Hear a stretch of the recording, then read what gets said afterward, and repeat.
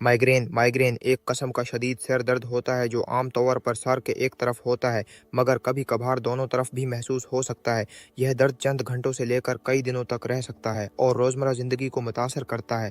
Migraine की अलामात sir के एक तरफ शदीद धड़कन जैसा दर्द, धमतली या रोशनी और आवाज़ की हसासी, तंजर के मसाइल, धुंधला देखना या चमकदार धारियाँ, कमज़ोरी और थकावट। बाज़ औक़ात दर्द से पहले आवरा औरा आती है, जिसमें नज़र के अजीब अहरात या जिस्म के किसी हिस्से में सुन होना शामिल है।